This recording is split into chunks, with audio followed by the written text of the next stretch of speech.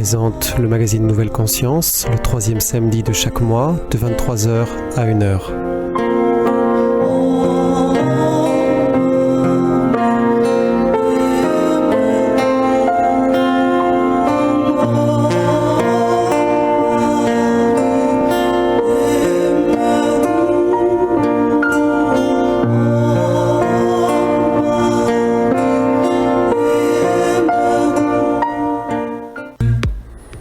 Bonsoir à toutes et à tous, bienvenue sur l'antenne de Radio Ici Maintenant à tous ceux et celles qui nous rejoignent. C'est Olivier qui est avec vous ce soir dans Nouvelle Conscience. Et ce soir, je vais avoir le plaisir d'accueillir Souyin Lamour, qui est écrivain, qui est artiste et puis qui a vécu de très belles expériences d'éveil. Souyin, es-tu avec nous ? Oui, Olivier. Bonsoir Souyin. Ravi de t'entendre. Bonsoir à tous les auditeurs. Alors Souyin, personne d'autre ne le fera mieux que toi. Peux-tu te présenter s'il te plaît, nous dire qui tu es, et puis petit à petit on va en arriver à ton parcours et puis tes fameuses expériences. Alors déjà, je voudrais te remercier de m'avoir invité à cette émission. Je suis très contente d'être là. Alors me présenter, eh bien disons que ce que je pourrais dire, c'est que ça fait une vingtaine d'années que je suis entrée dans la dimension spirituelle de l'existence, suite à des prises de conscience et des expériences d'éveil. C'est difficile de me présenter dans la vie. Voilà, je suis auteure de plusieurs livres, thérapeute, oui, artiste. Je compose aussi de la musique, des chansons. Voilà. Qu'est-ce que je pourrais te dire ? Quel est le parcours qui t'a amené à ces expériences dont on va parler en détail juste après ? Qu'est-ce qui t'a amené à vivre ces expériences ? Alors, en fait, c'est un livre. C'est les ouvrages de Carlos Castaneda qui m'ont ouvert à cette dimension, en fait, que j'ai découvert en 98 quand j'étais enceinte. Et avant ça, j'étais pas du tout dans une recherche spirituelle. J'avais eu une éducation rationnelle, matérialiste, athée. Et bon, le monde vu comme ça me déprimait profondément, mais je ne voyais pas autre chose. Et j'avais quand même l'impression que c'était peut-être pas tout à fait comme ça. J'avais une intuition d'autre chose, mais j'avais pas rencontré de maître spirituel, ni je pouvais pas me tourner vers la religion puisque mon éducation m'avait rendue anti-religion. Voilà. Et en fait, en découvrant ces livres par pure curiosité, il y a eu un retournement, une véritable révolution en fait dans ma conscience, puisque donc ces livres expose le monde selon le point de vue de la conscience, en fait. La philosophie qui est exprimée là, c'est que la réalité que l'on vit dépend de notre croyance, est relative, voilà, n'est pas absolue. Donc déjà, ça a été une première prise de conscience que ce que je ressentais profondément, qu'il y avait quelque chose qui ne correspondait pas dans ce qu'on m'avait expliqué du monde, était juste, en fait. Voilà. Et ensuite, après ces lectures, est-ce que tu t'es mise à méditer ? Est-ce que tu as fait quelque chose ? Ou est-ce que ça a été quelque chose de spontané qui s'est déroulé comme ça un beau jour ? Alors en fait, j'essayais, il y a eu deux choses. J'essayais de voir l'énergie, parce que ces livres parlaient de la conscience comme d'une énergie qu'on pouvait voir en exerçant notre attention. Donc j'essayais, mais ça marchait pas vraiment.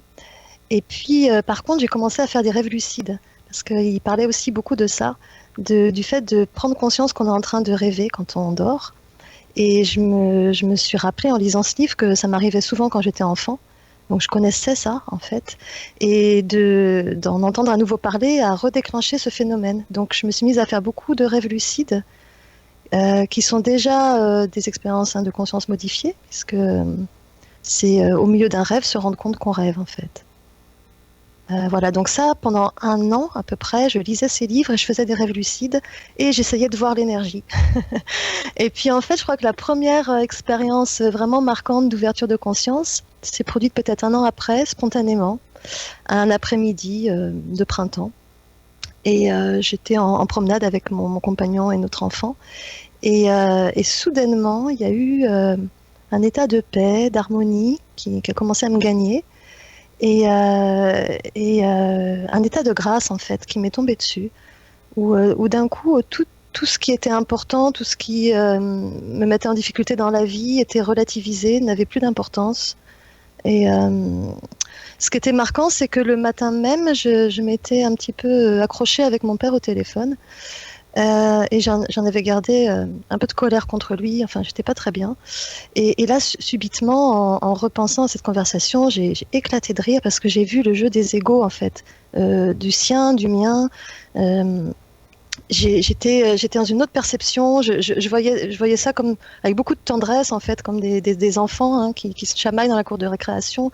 Et toute ma colère a disparu. J'avais plus que de la tendresse pour mon père, et je comprenais, en fait, profondément pourquoi il m'avait fait des remarques qu'il m'avait fait et pourquoi j'avais réagi comme ça. Enfin, il y avait voilà, ce qu'on peut appeler la conscience témoin qui s'est éveillée à ce moment-là, où il n'y a plus de jugement sur les choses. Oui, c'est ça ce qui est le plus important. Il n'y a plus de jugement. Et il y a aussi la perception que tout est parfait comme c'est. Est-ce que cette conscience était là par moment, ou est-ce qu'elle était là de manière durable? Est-ce qu'elle est restée tout le temps après? Ah non, ça a juste duré quelques heures. Et j'ai pas tellement mis de mots dessus, je n'avais aucune référence pour savoir ce que c'était, en fait. Donc je me suis pas plus attardée que ça, je me suis dit que c'était très agréable, voilà, tout simplement, et pas plus. Et ensuite, je suis revenue dans ma conscience ordinaire, et j'ai continué à lire des livres, commencé à lire des livres qui parlaient d'éveil. Et là, ça m'a vraiment interpellée parce que j'avais l'impression que ce dont parlaient ces livres, c'était ce type d'expérience que j'avais faite. Et donc, je pense que y a eu des petites ouvertures, des moments où c'était de plus en plus là, cette conscience témoin, en fait, hein, qui commençait à percer, en fait, tout doucement. Et je dirais qu'encore un an plus tard, il y en a eu une autre expérience du même genre, qui est intéressante parce que c'est dans un contexte de vie assez difficile où on venait de se séparer, donc avec le père de ma fille. Et c'était une séparation qui était de ma décision, et je portais énormément de culpabilité envers mon ex-compagnon et envers mon enfant. Je vivais ça, c'était très très lourd à porter. Et un soir, subitement, à nouveau, cette conscience témoin qui s'éveille, qui se révèle. Et je vois toute la situation vécue comme étant absolument parfaite. Je ne porte plus aucun jugement, ni sur moi, ni sur la situation, ni sur l'autre, sur les autres. Et je me rends compte que je ne suis coupable de rien, que je vois défiler, en fait, toute ma vie sur... on avait passé 7 ans ensemble avec cet homme, donc sur ces 7 années, et je vois la logique, en fait, de l'expérience, comment elle m'a amené à évoluer d'une certaine manière, comment elle l'avait amené lui aussi à évoluer d'une certaine manière, et comment c'était incontournable qu'on en arrive là où on en était dans le présent de ce que je vivais. Donc ça a complètement dissous la culpabilité que j'avais, ce qui est assez énorme. Et à nouveau, ça n'a pas duré, ça ne s'est pas installé, mais ça a imprégné, en fait, ensuite ma vision des choses a commencé à changer, en fait, hein. J'ai commencé à prendre beaucoup plus de recul sur ce que je vivais. Et voilà, alors j'avais pas encore non plus l'idée de dire que c'était un éveil, je ne mettais pas ce mot-là. Je voyais ça plus comme un moment de détachement, en fait, une prise de conscience. Voilà, je mettais plutôt ce mot-là, en fait, à ce moment-là. D'ailleurs, c'était pas vraiment un éveil, parce que ce que je dirais vraiment que j'ai vécu comme éveil, c'est passé encore un an plus tard, après avoir lu, alors cette fois vraiment un livre sur l'éveil, un des premiers que j'ai lu, un livre de Jiddu Krishnamurti. Et ce livre avait activé des choses très très fortes en moi. Je sentais que ce dont il parlait, je connaissais, mais j'arrivais pas vraiment à le vivre. Je le comprenais intellectuellement, mais je le vivais pas. Et dans la soirée, après avoir lu ce livre, il y a eu à nouveau cette conscience témoin. Ça c'était de plus en plus fréquent quand même.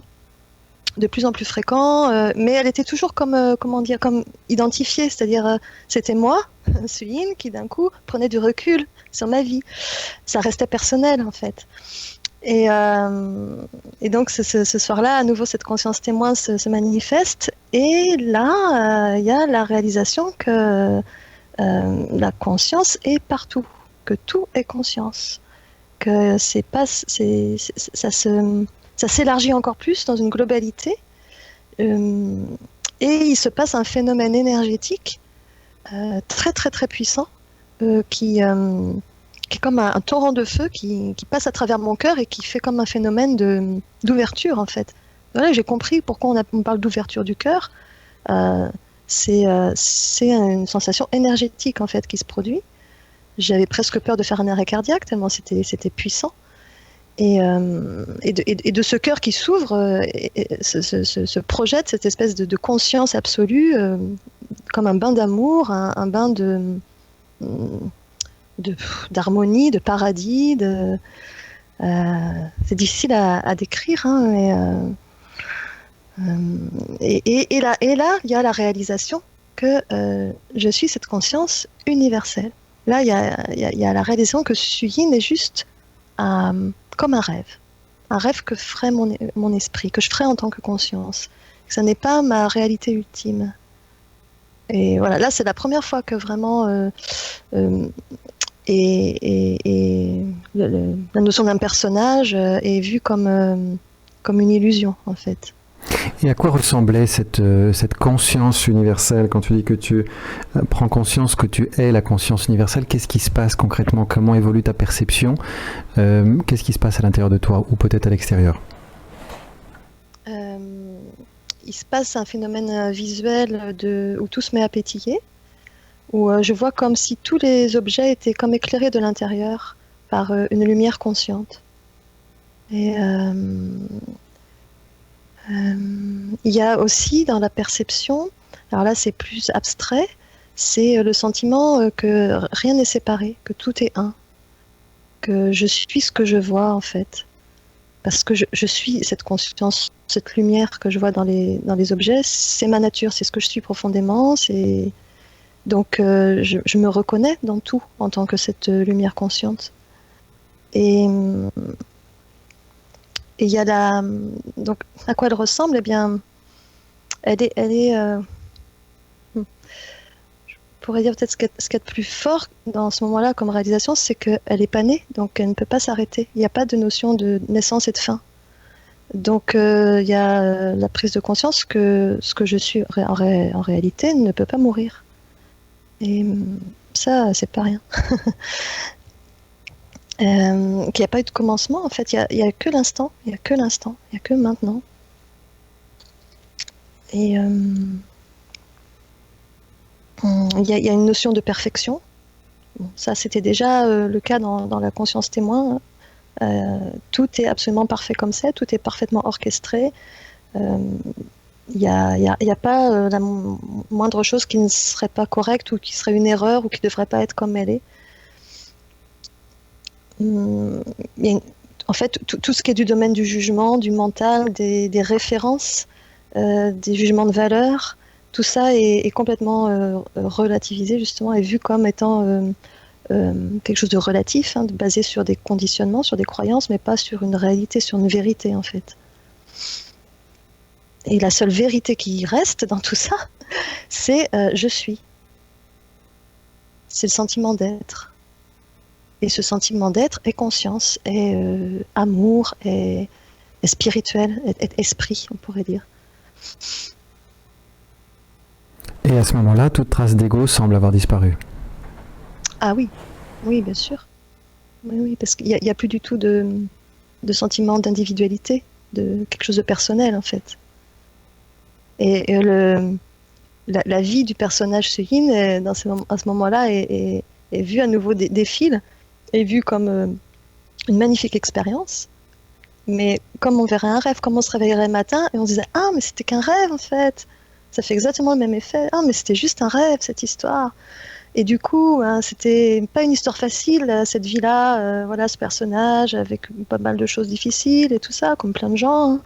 Et en fait, il y a un grand soulagement. Il y a ah, mais c'est pas grave. En fait, il y avait rien de grave. C'était juste des expériences. C'est comme vraiment comme on se réveille le matin, on aurait fait un mauvais rêve, et puis on se rendrait compte que c'était juste un rêve et on est soulagé, on dit oh mais c'était juste un rêve. Ça fait vraiment cet effet. Ça donne envie, hein. Ouais, alors le problème, voilà, c'est ça, le problème dans l'histoire. Alors dans l'instant, c'était drôle parce que dans l'instant, je savais que ça allait pas rester comme ça, c'est-à-dire que cet état de niveau de conscience-là, j'allais entre guillemets le perdre. Enfin, pas le perdre, mais j'allais revenir dans l'histoire du personnage de Céline et l'expérience. En fait, j'allais me remettre à rêver. Je le savais. Et je savais que c'était juste une expérience et ça me faisait rire. Je me disais mais c'est super, je vais reprendre le rêve mais je saurais. En fait, maintenant, je saurais que mais en réalité, je peux pas mourir et qu'en fait, c'est juste un rêve et donc je vais m'amuser. Voilà, donc j'étais dans cette joie-là, ce pétillement. Et en fait, et c'est exactement ce qui s'est produit, sauf que quand le rêve a repris, eh bien non, j'étais pas contente du tout, quoi. Parce qu'à nouveau, il y avait l'inconfort des émotions, du sentiment de séparation, de se sentir un petit être isolé au milieu du monde, etc.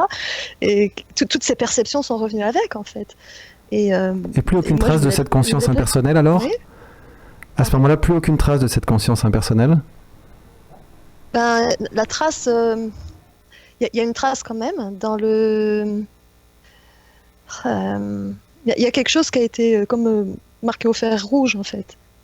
Tu vois, donc en fait, la trace peut disparaître complètement en tant qu'expérience perceptuelle, mais dans la conscience, on sait que c'est ça.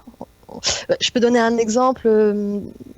Il y en a eu plein, mais celui-là, il est pas mal. J'ai eu une maladie qui s'appelle l'endométriose, qui donne des douleurs très très violentes dans le ventre. Et la première fois où c'est arrivé, où j'ai pas du tout compris ce qui se passait, au point que j'ai appelé le SAMU, parce que je pensais que j'allais m'évanouir et tout ça. Et en fait, donc ils m'ont rassurée, ils m'ont dit de m'allonger, d'attendre que ça passe. Je pensais que c'était des calculs. Et donc je me suis allongée, et là j'étais donc dans cette souffrance atroce. Et puis d'un coup, il y a cette pensée qui est arrivée. Ce n'est rien, ce n'est que ton corps, ton esprit, lui, ne souffre pas. Et tu es esprit. Tu vois, c'est un peu ce genre de pensée qui arrive. Et là, ok, je peux traverser ça. Sachant ce que je suis vraiment, c'est-à-dire une conscience qui ne connaît pas la souffrance et qui ne peut pas être détruite, la souffrance du corps est relativisée. Ça m'a décollé, en fait. Donc après, ce qu'il en reste, c'est ça. C'est qu'il y a plein de moments, par la suite, dans ma vie, où il y a un décollage, en fait, quand il y a des choses trop douloureuses qui se produisaient. Un décollage, c'est pas un joli mot. Quoique dans les deux sens, il est pas mal, en fait. si, il est pas mal. Voilà. Ça peut plus rester très longtemps dans une identification très dense à une souffrance, en fait. Il y a toujours un moment où il y a quelque chose qui vient rappeler la réalité. C'est-à-dire que c'est juste une expérience. Et donc, c'est pas grave. Mais il y a eu encore par la suite beaucoup d'expériences douloureuses et difficiles, hein, physiques, émotionnelles. Ouais. Et il a fallu quand même pas mal d'années pour qu'il y ait une paix qui s'installe, une paix profonde avec le fait que ce sont juste des expériences, même si elles sont extraordinaires. Je n'ai pas trouvé la clé, le bouton sur lequel on appuie pour revenir dans l'expérience d'unité à volonté, en fait. Ça me tombe dessus ou pas. Mais il y a eu une progressive, un progressif apaisement avec le fait de faire une expérience humaine dans laquelle, apparemment, il y a un personnage qui vit une vie avec des émotions et des difficultés et tout ça. Voilà. Donc à chaque expérience d'éveil que tu faisais, tu rentrais de plus en plus dans cette conscience impersonnelle et tu te détachais de plus en plus, c'est ça? Tu avais un regard de plus en plus en retrait par rapport à ta vie? Dans les expériences, pas plus, parce que c'est toujours, je dirais que c'est toujours à peu près au même niveau de... c'est toujours la même chose qui se passe dans ces moments-là, hein. Il y a juste, c'est pas plus de détachement. Mais c'est après l'expérience que il y a une imprégnation en fait de plus en plus profonde. Voilà. Hors expérience. Je sais pas si c'est clair ce que je dis. Je pense, pour moi ça l'est. Ouais, ok. Et donc tes expériences suivantes alors, cette progression? Oui, alors donc pas mal d'expériences d'unité spontanée, qui dans les premières années me laissaient toujours un goût très amer derrière, parce que je croyais, à chaque fois je croyais que ça allait rester toujours. Je voulais ça, quoi. Et à chaque fois que je vivais un moment d'unité, c'était « Ah, ça y est, enfin, c'est revenu. Pourvu que ça reste. » Et puis ça restait pas. Des fois ça durait 2 minutes, des fois ça durait 3 jours, des fois ça durait 1 heure, mais ça restait pas. Et donc à chaque fois derrière c'était la grosse déception et le gros conflit avec ce que je vivais. Ça a duré quelques années comme ça. Et puis après il y a eu un moment où j'ai un peu lâché prise en me disant je dois faire une expérience humaine, je suis là pour vivre cette incarnation et ce rêve, sinon je serais restée pure conscience, j'aurais pas créé cette histoire, puisque je suis en tant que conscience, c'est la conscience l'être qui crée tout ça. Donc ça ne se serait pas créé si je devais pas le vivre, donc j'ai fini par l'accepter. Dans un premier temps c'était plutôt une acceptation, un peu de résignation. Et il y a eu une autre expérience vraiment déterminante en 2014, donc en fait 13 ans après la première vraie expérience d'éveil, où il y a eu une capitulation sur l'instant parce que j'étais à nouveau dans le mécontentement de ne pas vivre l'éveil en permanence, et au point d'avoir envie de mourir, tellement j'en avais assez de vivre une vie qui n'était pas... une vie d'harmonie, d'amour, de paix, qui n'était pas en accord avec ma vraie nature, en fait, puisque c'était ça. Et là, j'ai senti que, comment dire, j'étais totalement impuissante. J'ai vu que j'étais totalement impuissante, et je l'ai accepté. Par, en fait, la force des choses. Et ce que ça a déclenché, c'est la compréhension que j'étais impuissante parce que y a pas de moi central qui aura un pouvoir, en fait, sur les états, les expériences, les émotions, les niveaux de conscience, que c'est pas là que ça se passe. Donc ça m'a permis pendant quelques moments, quelques heures, et après pendant quelques semaines même, le sentiment d'un moi-je au contrôle de sa vie a complètement disparu. Et dans les moments où ça a complètement disparu, il y a l'évidence qu'il n'a jamais été réel. Donc il n'y a jamais eu personne pour avoir le moindre contrôle et pour pouvoir provoquer la moindre expérience, en fait. Alors ça peut être un peu déprimant à entendre, en fait, quelque part, ou alors très reposant, parce qu'il y a juste finalement à laisser la vie faire sa danse. Voilà, et elle se reconnaît en tant que conscience, ou elle se vit en tant que où elle fait l'expérience de la limite et de l'identification. C'est une danse, en fait, et c'est un mystère. C'est un mystère pourquoi il y a des moments où d'un coup on se réveille. Voilà, est-ce qu'on sait pourquoi on s'endort, pourquoi on se réveille? C'est pareil, en fait. Tu n'as trouvé vraiment rien du tout qui permettait de faciliter cet accès, ce retour à la conscience impersonnelle, une technique méditative, une relaxation, je ne sais quoi? Si, quand même. si, quand même. En fait, il y a des moyens on va dire, d'approcher. Voilà. Moi, je trouve que revenir à la base, revenir au sentiment d'être, c'est pas mal. C'est juste se sentir qu'on est, qu'il y a quelque chose qui est, je suis. Avant d'être identifié à une personne ou un rôle social ou voilà, une expérience de vie, un corps. Avant ça, il y a d'abord ce sentiment d'être. Le matin, quand on se réveille, c'est la première chose qui arrive. C'est on est, il y a conscience, et ensuite, c'est comme ça va très vite, mais c'est comme ensuite seulement l'histoire de notre personnage commence à se dérouler. Donc il y a moyen, oui, bien sûr, de tous les matins, en fait, alors je dis je le fais. Si tu veux, le truc, c'est que maintenant, je sais qu'il n'y a pas quelqu'un qui le fait. Ça donne l'impression, mais en fait, non. Donc, ce qui se passe le matin, c'est que quand je me réveille, il y a en fait la pensée qui arrive, qui pourrait se traduire comme ça. Tiens, je vais prendre un bain d'être-té avant de me lever. Donc, cette pensée, elle arrive toute seule. Je n'ai pas de contrôle là-dessus. Elle pourrait ne pas arriver aussi. Hein, ça se peut qu'un matin, je me réveille, je suis en retard, j'ai un rendez-vous. Ça se peut qu'elle n'arrive pas parce que le mental est occupé à autre chose et à gérer, en fait, à gérer un quotidien.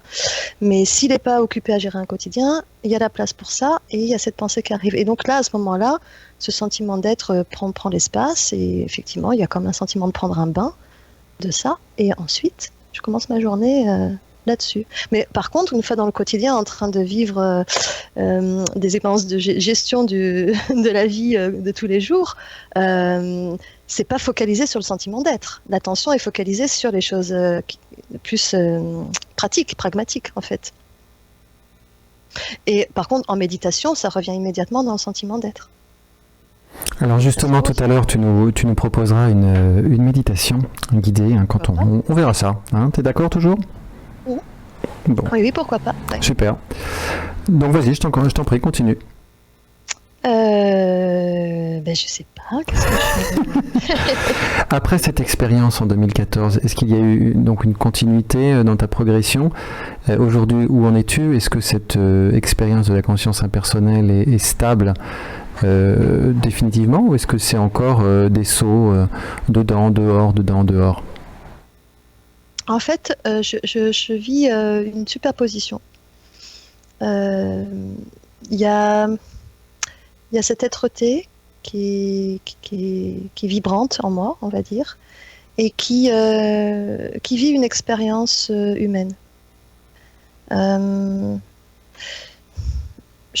pense il est probable que si je m'isolais, si j'allais dans un ashram ou dans une grotte ou que je me coupais complètement du monde, il est probable qu'il n'y aurait plus que l'être-té. Mais vivant une expérience dans le monde, dans une société, avec des relations, avec tout ça, il y a cette expérience humaine qui se vit et c'est super.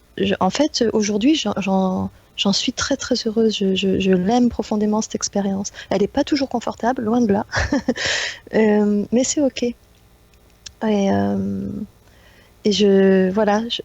ça se superpose. Les deux sont là simultanément en fin de compte. Et donc ça te permet de relativiser toute la difficulté et les souffrances. Énormément, oui. C'est pas toujours immédiat, hein, parce que des fois il y a des choses qui sont intenses émotionnellement, et donc dans ces moments-là, on est pris dans l'émotion en fait. Mais il y a toujours le regard, de cette conscience témoin qui voit ce qui est en train de se passer, qui voit que c'est pris dans l'émotion, et il y a toujours un moment où ça revient là, et avec un sourire, et ça regarde tout ça avec le sourire en fait. Mais ça vit l'émotion. C'est pas une fuite de l'émotion, parce que pendant très longtemps, en fait, ma quête de revenir là, c'était une façon de fuir les émotions. C'était juste, je voulais pas les vivre, en fait. Et là, il y a une erreur, il y a une récupération. Ce que j'ai réalisé, c'est que c'est une part de l'ego, du moi, du personnage, qui veut s'éveiller, finalement.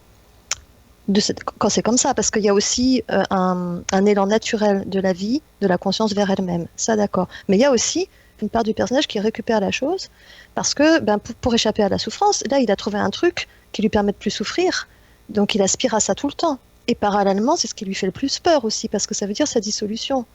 Donc on est dans une espèce de tension des opposés qui est vraiment inconfortable. Voilà. Donc maintenant, il n'y a plus de vouloir fuir la souffrance, où il peut y avoir, parce que c'est aussi le programme, comment on peut dire, de l'organisme, comme les animaux, comme d'éviter le mal-être et d'aller vers le bien-être. C'est normal, en fait. Et quand c'est vu que là, il y a une réaction de fuite ou de refus par rapport à une expérience qui est en train de se passer, dès que c'est vu, ça se pose et ça reste avec. Ça fait comme un demi-tour. Et hop. Non, j'arrête de fuir et je vais vivre, je vais goûter ce qui est en train d'être vécu là. Voilà, c'est ça que je vis maintenant. Dans la mesure du possible. Et puis des fois, c'est vraiment trop inconfortable, j'arrive pas à le goûter, et tant pis, c'est pas grave. Je me mets pas de pression non plus dans ce sens-là, quoi. Et est-ce que tu as remarqué que ces expériences avaient un impact sur ta vie, au sens où tu vois par exemple des schémas qui se dissolvent, des difficultés que tu avais avant qui tout d'un coup ne sont plus là, dans ta relation par exemple avec tes parents, avec ton enfant, avec ton ex-partenaire ou autre? Oui, bien sûr. Bien sûr. Il peut y avoir encore des conflits dans des réactions, on va dire, spontanées, mais très vite ça retombe en fait.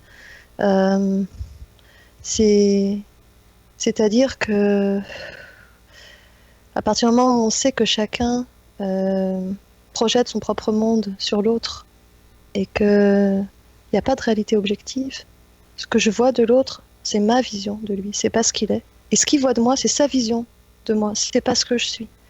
Alors ça permet énormément de relativiser. On peut désamorcer des conflits très très vite comme ça en disant à l'autre, écoute, là, en fait, ce qui est en train de se passer, c'est que nos systèmes de croyances sont en train de se rencontrer et là, ils sont pas en accord, ils s'opposent. Mais il n'y en a pas un qui a raison et l'autre qui a tort. Donc c'est pas la peine. Moi, je peux plus du tout rentrer dans des débats à qui a raison, qui a tort. Ça ne fait plus aucun sens en fait. C'est t'as ta vision, j'ai la mienne. Dans ton monde c'est comme ça, dans mon monde c'est comme ça. C'est différent, point. C'est tout. Mais pour vouloir convaincre l'autre qu'il devrait penser comme je pense, pour moi c'est totalement absurde. Alors voilà, il y a beaucoup de choses avec lesquelles je peux plus du tout adhérer du coup dans la société parce qu'elles fonctionnent énormément comme ça quand même. Hein. Et voilà. Et donc dans les relations, dès que ce genre de choses commence à s'amorcer, c'est vite désamorcé. Ça tient pas. Est-ce que même toi, dans les moments de faiblesse, les moments où il y a une colère qui monte, les moments où il y a des émotions difficiles, est-ce que tu sens que ça arrête plus rapidement, peut-être dans son élan, ça coupe dans son élan ces émotions? Oui, en fait, quand il y a ce genre d'émotions qui montent, la plupart du temps, je dirais que je m'assois avec. Je reste avec. Je vais pas, par exemple, si j'ai de la colère contre quelqu'un, c'est rare que je me laisse emporter dedans. Généralement, je vais être à l'écoute de ma colère, la laisser me traverser. Et une fois qu'elle a fait son chemin en moi et qu'elle, voilà, je la laisse vraiment faire en fait. C'est une énergie, je la vois comme une énergie qui me traverse. Et comme tout état, ça dure pas. Donc à un moment donné, elle s'arrête si elle n'est pas alimentée par le mental. Et à ce moment-là, dès qu'elle est retombée, eh bien, je vois l'autre d'une façon différente, forcément. C'est plus filtré par la colère, donc je peux revenir vers la personne et peut-être là lui exprimer des choses, mais sans la colère. C'est aussi très très intéressant par exemple, si j'ai des tâches à faire que j'ai pas envie de faire et que je sens de l'agacement ou voilà, comme on peut râler parce que j'ai pas envie de faire ça. Et aujourd'hui, je peux plus faire les choses si j'ai pas de la joie à les faire en fait. Donc, si je vois que je suis en train de les faire sur un mode de contrariété, je m'arrête net, je m'assois avec ma contrariété, je la laisse s'exprimer complètement. Je dis, ok, il y a quelque chose là qui dit que non, c'est pas content de faire ça. C'est comme si je parlais. En fait, je parle à des parties, hein, parce que pour moi, la personnalité, l'ego, c'est pas un personnage en nous, c'est une multitude de personnages. Donc, et qui sont souvent en désaccord entre eux d'ailleurs. Et donc, il y a une partie là qui est en train de dire qu'elle n'est pas contente. Et alors, je l'écoute en fait. Je la laisse complètement s'exprimer par la sensation physique, par l'émotion qu'elle génère. Et ce qui est extraordinaire, c'est qu'une fois qu'elle s'est sentie reconnue, entendue, accueillie, que je lui ai dit oui, tu as le droit d'être là et de ressentir ce que tu ressens, en gros, hein, et j'ai posé un regard d'amour dessus, eh bien, la contrariété retombe complètement. Et ensuite, les tâches que j'avais à faire, je les fais dans la joie. Et ça, c'est génial.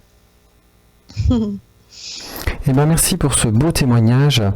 Je propose qu'on marque une première pause. Tu as composé une chanson qui s'appelle Au cœur de mon cœur. Alors maintenant, on va essayer d'explorer, on va te laisser nous montrer ce que tu viens de nous décrire par la parole, mais maintenant par la musique.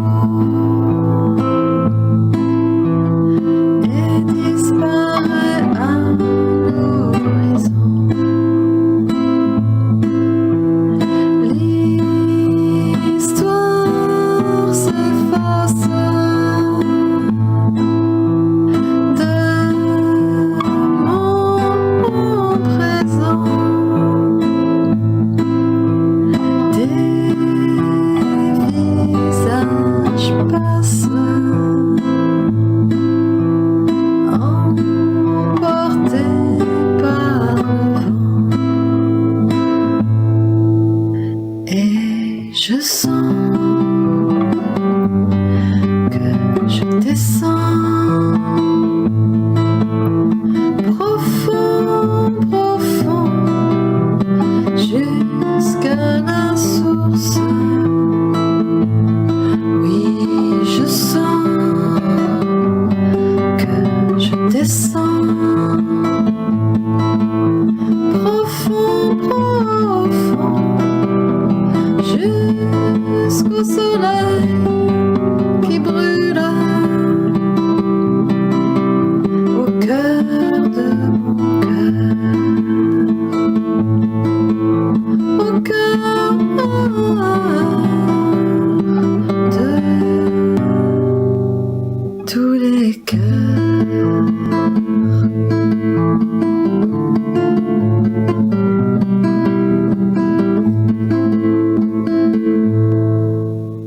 Comme des larmes d'offrande et gratitude, mes peines s'échappent dans un rayon de lune. Le silence me parle d'unité et de beauté. L'espace devient palpable, rempli d'éternité.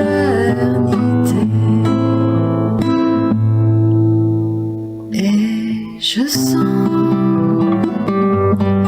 que je descends profond, profond, jusqu'à la source. Oui, je sens que je descends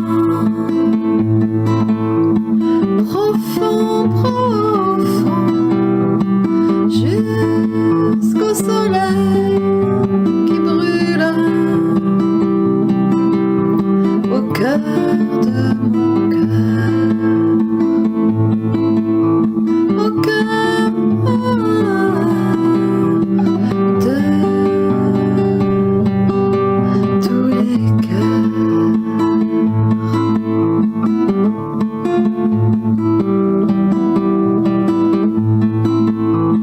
Jusqu'au soleil qui brûle au cœur de mon cœur, au cœur de tous les cœurs.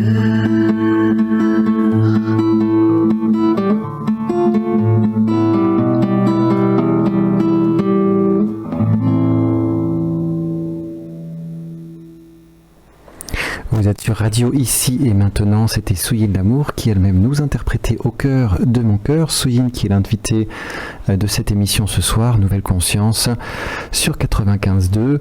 Souyin est avec nous et maintenant, Souyin, es-tu d'accord pour nous proposer une méditation ? Oui, bah, ça me paraît bienvenu après cette chanson qui déjà un petit peu posait les choses. Alors moi je propose qu'on prenne un moment là pour sentir ce que ça fait d'être là, dans cet instant, où qu'on soit.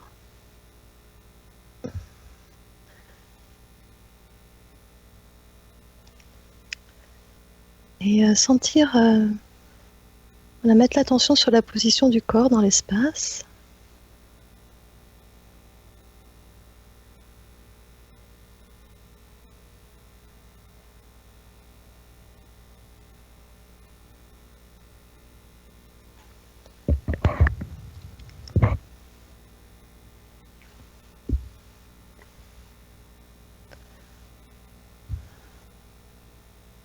Mettre l'attention sur les parties du corps qui rentrent en contact avec le sol ou le siège.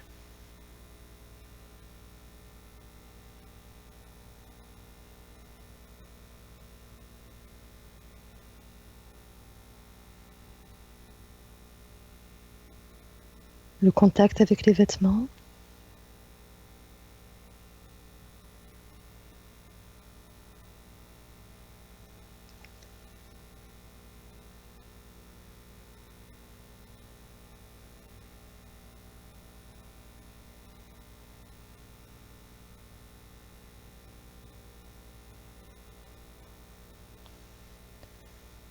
Et puis mettre l'attention sur les sensations physiques internes, sur la respiration, sur les battements du cœur.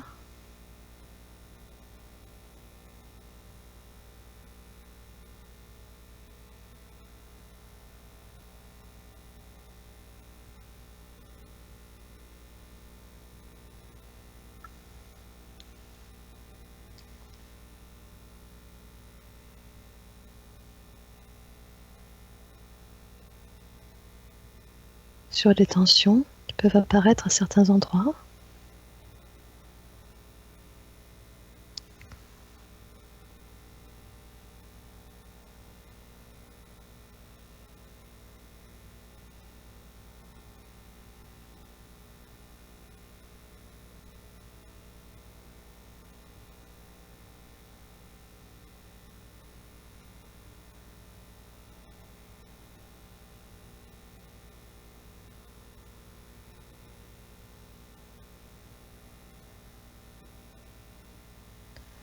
Et je vous propose d'enlever le mot, le concept corps et de simplement être avec ce qui est là, sans concept.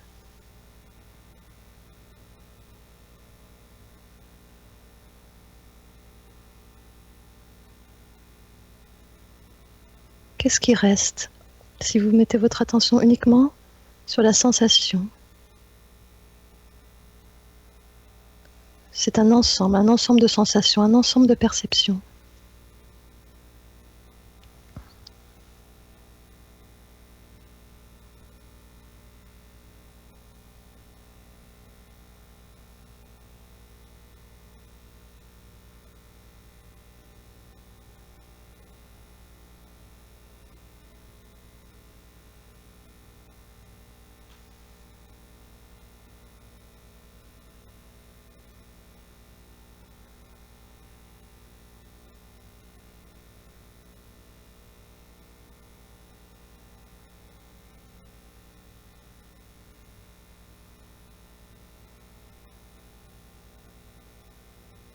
Si on enlève tous les concepts, la seule chose qu'on puisse dire, c'est qu'il y a quelque chose qui est perçu.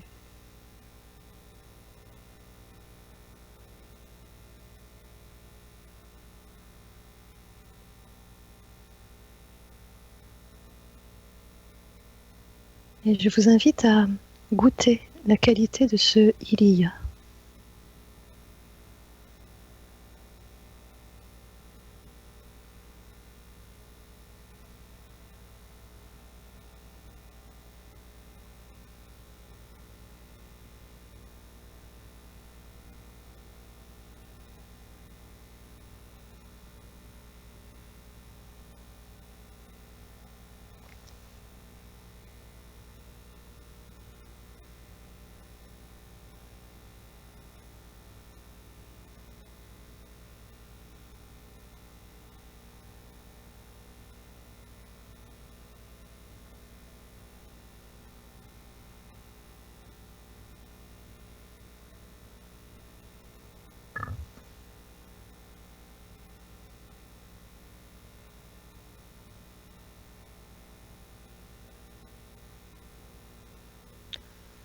Ce il y a, vous ne pouvez pas lui trouver de contour ou de forme.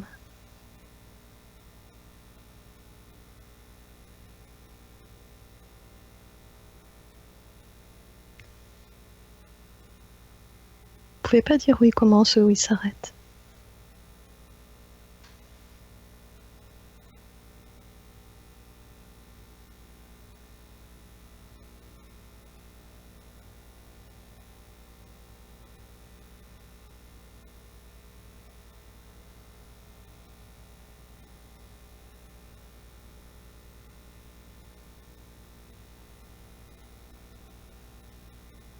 Ça n'a pas de nom.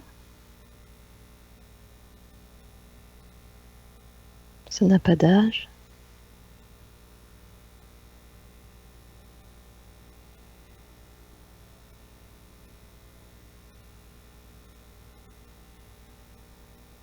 Ça n'est pas personnel.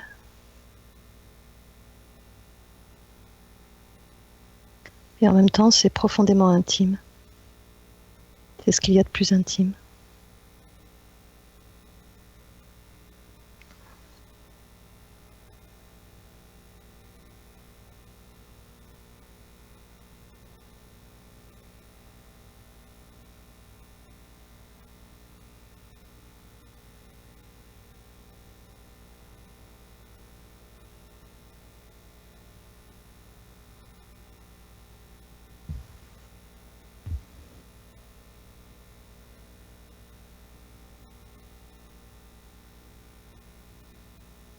Vous pouvez goûter que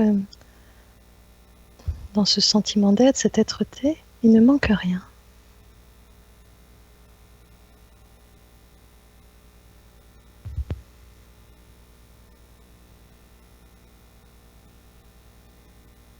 Il y a un sentiment de plénitude, de complétude.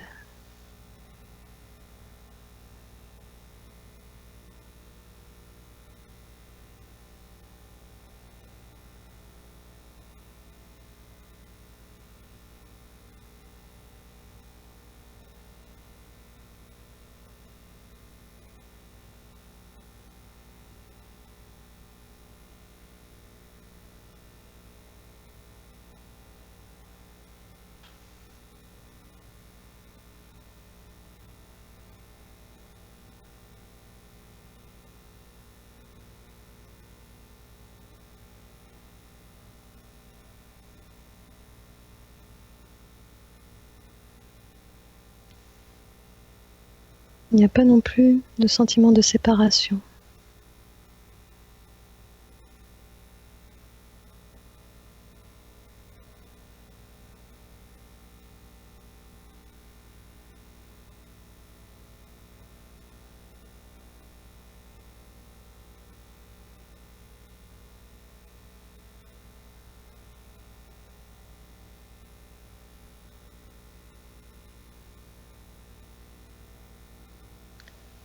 Et c'est vibrant, c'est vivant, présent. Vous pouvez peut-être sentir une grande paix. Vous pouvez sentir aussi peut-être une forme de joie, de pétillement. Une joie douce, enveloppante.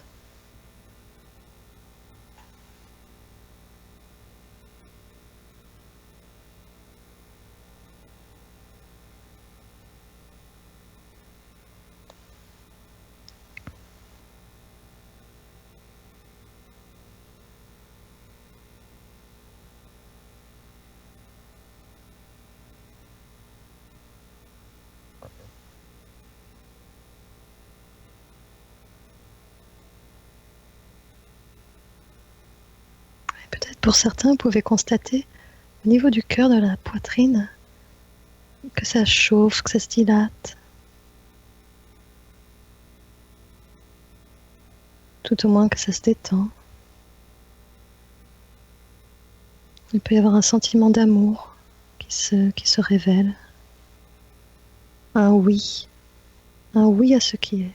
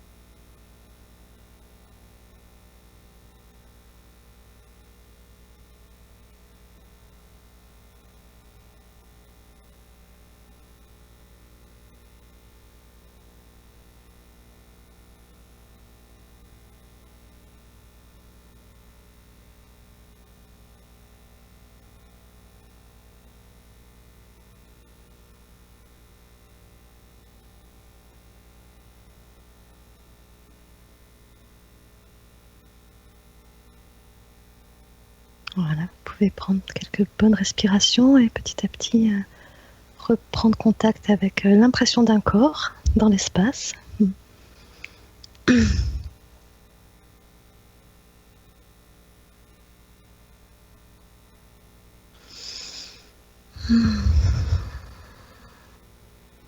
C'est ce que j'appelle prendre un bain d'être-té.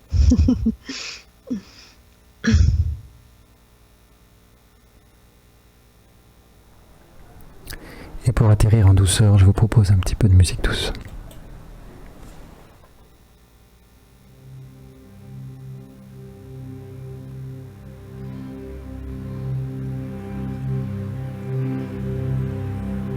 The rain is pouring down like all the souls you send here, coming to this earth to find healing.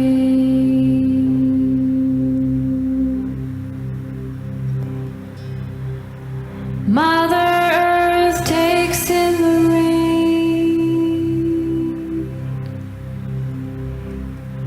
like your heart takes my voice.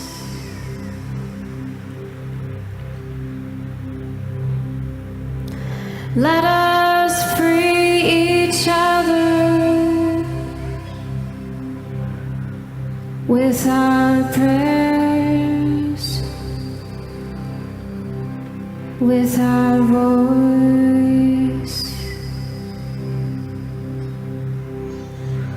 And I'm coming, and I'm coming,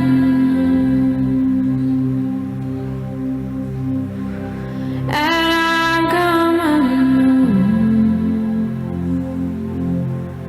and I'm coming.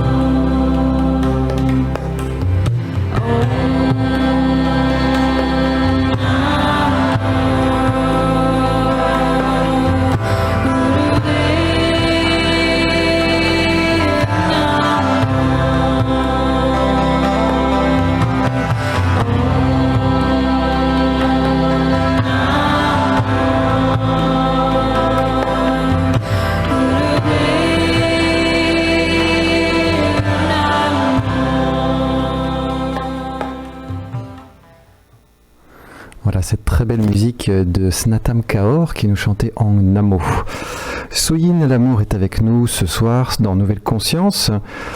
Souyin, merci pour cette belle méditation que tu as guidée. Je voudrais maintenant proposer aux auditeurs et auditrices qui le souhaitent de participer, d'interagir dans cette émission. Donc le standard, je l'ouvre maintenant. Si vous souhaitez appeler et puis poser une question à Souyin, 0892 23 95 20, 0892 23 95 20. Le standard est ouvert, c'est à vous. Alors Souyin, merci encore une fois pour cette belle méditation. Avec joie. Plusieurs questions. Tu as parlé d'amour. Et oui. Tu m'as dit qu'effectivement l'amour c'était quelque chose qui pour toi était très particulier, qui avait en particulier un pouvoir de guérison. Quelle est l'importance de l'amour pour toi ?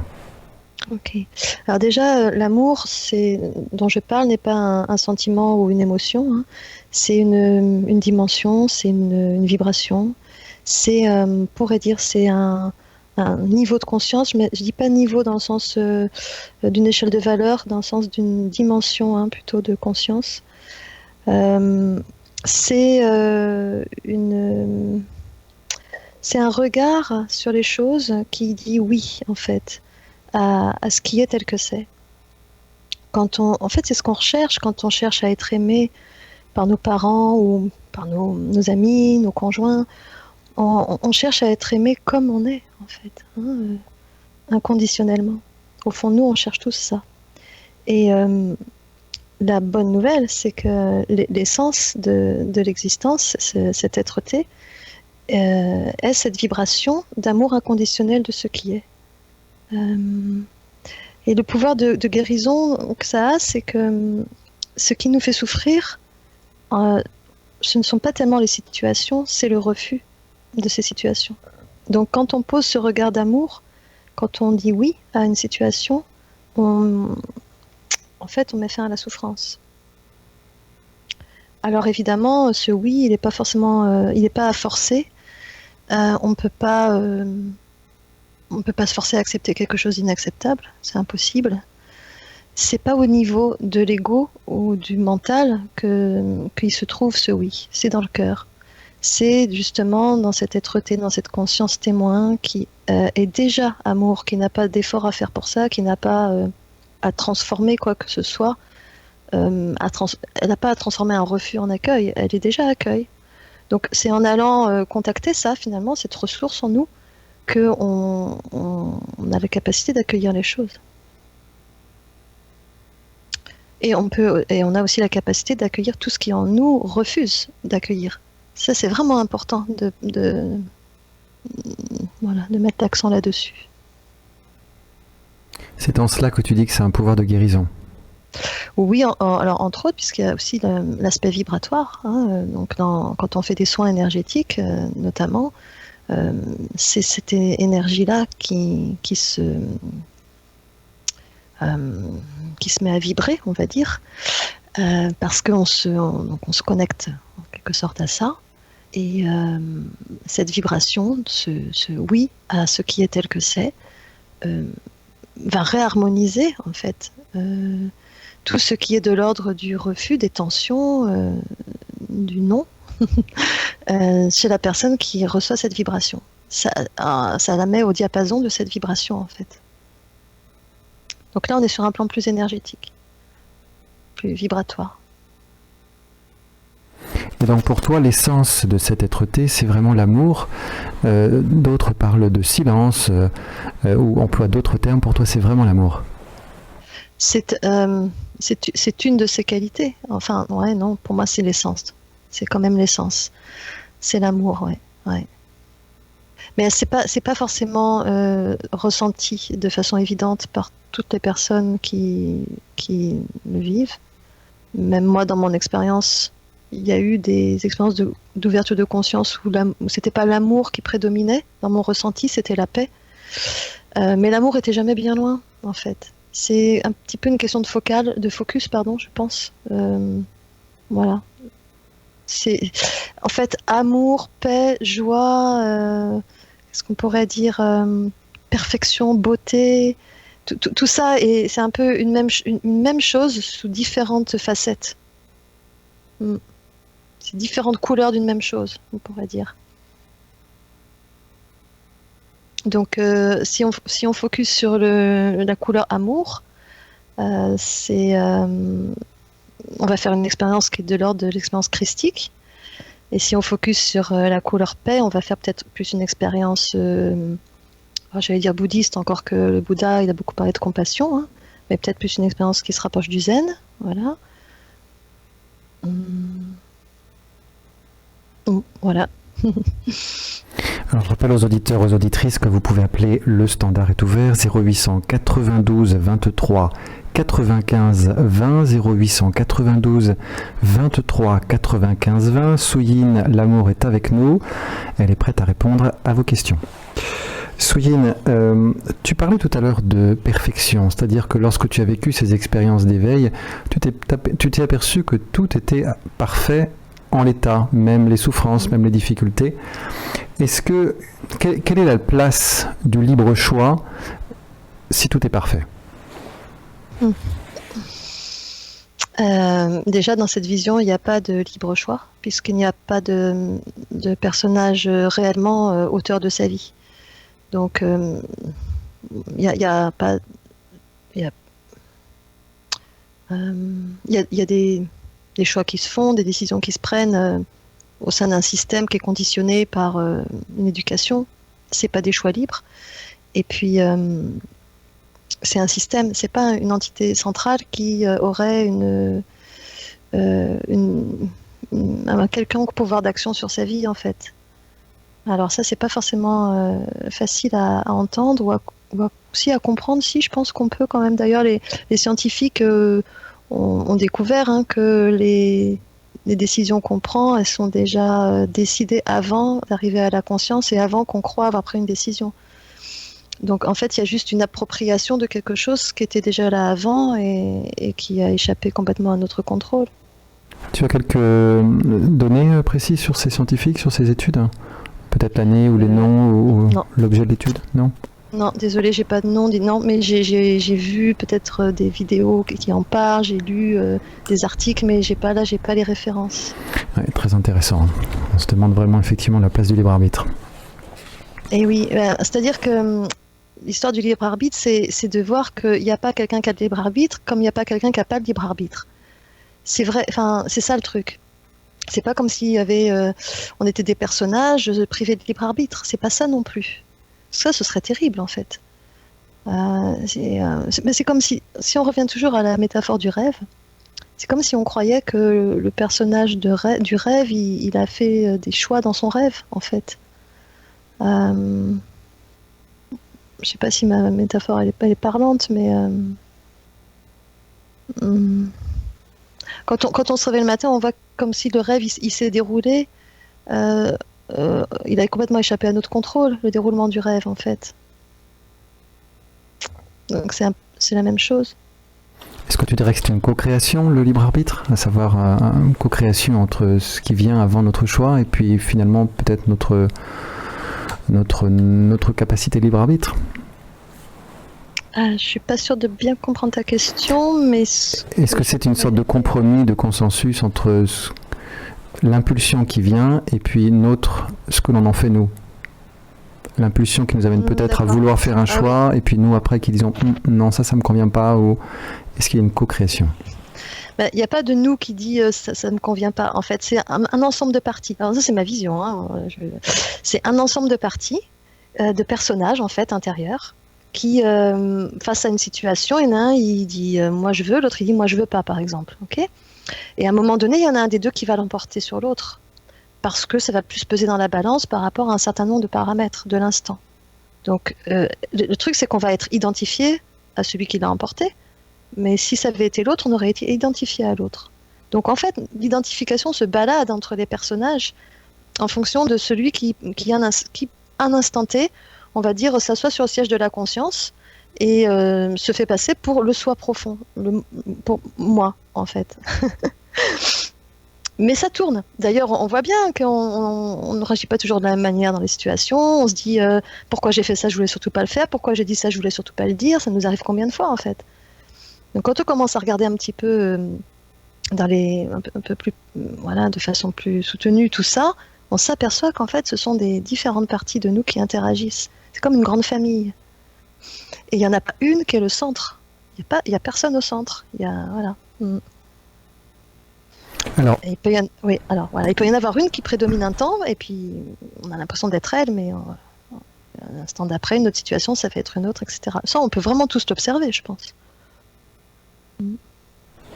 alors je rappelle au passage, encore une fois, 0892 23 95 20, 0892 23 95 20. Nous sommes là, nous sommes à l'écoute. Souyen surtout est à l'écoute, elle répondra à vos questions. N'hésitez pas à nous appeler. Une autre caractéristique de tes expériences dont tu parlais tout à l'heure, c'était cette sensation que cette présence n'a pas de début, n'a pas de fin, et que donc au fond, ce que tu es, c'est immortel. Est-ce que d'avoir goûté à cette sensation d'immortalité a fait disparaître ta peur de la mort? Psychologiquement, oui, absolument. Physiquement, c'est sûr que mon corps, il est programmé pour survivre, donc s'il y a un danger, il réagit. Il réagit avec des signaux de fuite etc. Mais psychologiquement, quand je pense au fait que je vais mourir, enfin que ce corps va mourir, il n'y a pas de peur, il n'y a pas de... il y a même de la joie parce que c'est, ok, ça va être la fin du rêve et puis le début d'un autre, ça va être un moment de retour à la maison en fait. Oui, le Dalai Lama disait que au final, la mort, c'est comme un point à la fin d'une phrase, mais après on reprend une autre phrase. Exactement, ça ne s'arrête jamais en fait de recréer une nouvelle histoire, un nouveau rêve, une nouvelle expérience en fait perceptuelle. La conscience, quand une se termine, une autre recommence. C'est tout le temps, enfin, c'est comme si c'est une création permanente. Tu as beaucoup parlé aussi de rêves. Tu as commencé par nous parler de tes expériences de rêve lucide quand tu étais petite, que tu as reprises ces derniers temps avec tes expériences d'éveil. Tu es aussi artiste. Tu nous as dit que pour toi, finalement, de plonger dans cette conscience impersonnelle, c'était comme de se réveiller le matin et de s'apercevoir que notre vie, au final, c'était comme un rêve. Est-ce que tu dirais que cette peut-être facilité d'accès, parce que en règle générale, on dit qu'accéder au rêve lucide, c'est quand même pas quelque chose d'aisé, que ça nécessite un travail. Est-ce que tu dirais que tu as un accès facile à l'autre côté du voile? Et est-ce que ça t'a, à ton avis, aidé à déchirer peut-être plus vite ce voile et à accéder peut-être plus vite à l'autre côté? Probablement. Ouais. Mais bon, une fois encore, c'est pas quelque chose que j'ai voulu ni calculé ni. Ouais. En fait, on se rend pas bien compte quand on est peut-être. Je me sentais très différente quand j'étais enfant. Je me sentais complètement décalée avec le monde dans lequel j'étais, le relationnel. J'y comprenais rien en fait. Je comprenais pas les codes. Je voyais, en fait, je me souviens que je voyais beaucoup le jeu des égos sans le nommer comme ça, sans savoir ce que c'était, mais je voyais les adultes pendant les repas de famille, j'ai l'impression qu'ils jouaient tous des rôles en fait, je voyais déjà ça. Et donc oui, il y avait certainement un voile moins dense par rapport peut-être à d'autres personnes sur ma perception, mais ouais. Alors, je voudrais inviter encore une fois les auditrices, auditeurs à nous appeler 0892 23 95 20. Il est un petit peu tard, mais on se réveille un petit peu. On est présent avec l'émission, on peut appeler, c'est interactif. On est là avec vous. Oh, il reste encore un petit peu de temps, à peu près 3/4 d'heure. N'hésitez pas, on est là. Je voulais dire quelque chose, j'ai complètement oublié. Ben voilà, ça arrive, un trou.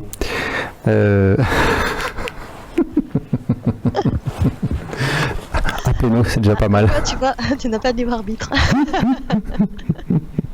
Tu viens d'en donner la preuve. Quand même, est-ce que tu dirais que... Est-ce que tu as vécu cette expérience que tu as vécue, ou ces expériences, est-ce que c'est un potentiel qu'a chacun? Est-ce que tout le monde, tous nos auditeurs, les auditrices, est-ce que chacun des 7 milliards ou quelques d'habitants de cette planète ont ce potentiel? Et si oui, comment est-ce que chacun peut faire pour percevoir sa vraie nature? Qu'est-ce que tu recommandes?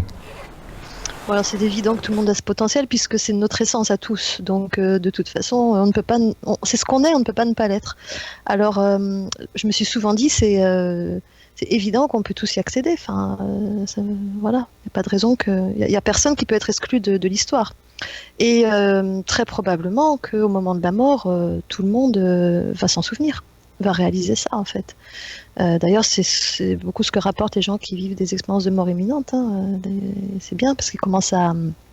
Depuis ces quelques dizaines, vingtaines d'années où les gens commencent à rapporter ces expériences, on voit qu'une fois de l'autre côté, mais on réalise qu'en fait, on n'était pas ce qu'on croyait être. Voilà. Donc alors comment chacun peut-il percevoir sa vraie nature? Ouais. Ben, cette méditation que j'ai proposée tout à l'heure, pour moi, c'est revenir à la base, ce sentiment d'être. Et je pense que c'est pas pour rien s'il y a des pratiques quand même comme ça. Hein. C'est très aidant.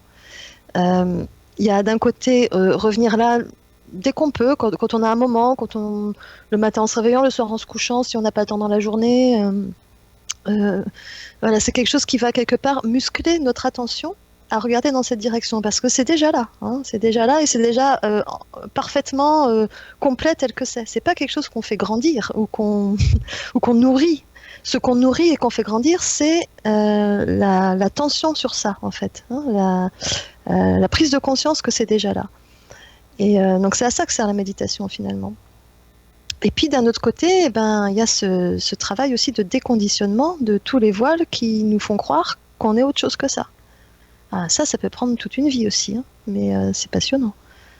Et donc pour ça, il y a plein aujourd'hui d'approches qui permettent ce déconditionnement. Ça passe surtout par se regarder en fait, hein, regarder comment on agit, être à l'écoute de soi-même, développer notre sensibilité, notre sens du subtil, de ce qui nous traverse, de ce qui nous habite. Voilà, je me souviens de mes toutes premières prises de conscience sur moi-même. C'était bien avant même ces expériences d'éveil, je crois, ou c'était peut-être à la même époque. J'avais à l'époque un combat intérieur contre les hypocrites. Je ne supportais pas l'hypocrisie. C'était mon dada. Et un beau jour, je me suis prise en flagrant délit d'hypocrisie. Et là, je l'ai vu. Je pense que c'était loin d'être la première fois, mais avant, je ne le voyais pas. Et je me suis pris en pleine face. En fait, là, je suis hypocrite. Je fais ce que je condamne. Et ça m'a mis la puce à l'oreille. Je me suis dit, en fait, tout ce qu'on juge très, très fortement, qui nous met en réaction, c'est quelque chose qu'en fait, on porte en nous et qu'on ne voit pas. Et donc, c'est un super outil pour regarder qu'est-ce qui en nous...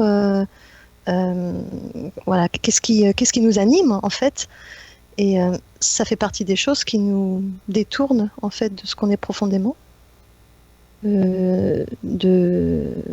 parce que c'est des choses qu'on refuse de nous-mêmes en fait, hein. C'est tout ce qu'on ne veut pas être, tout le manque d'amour ou le désamour de soi, nous détourne de la réalisation qu'on est amour.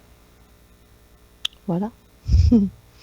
Donc cela rejoint finalement peut-être le travail de Byron Katie, hein, qui cherche elle-même effectivement à nous ramener complètement à nos perceptions lorsqu'on critique, lorsqu'on juge, etc.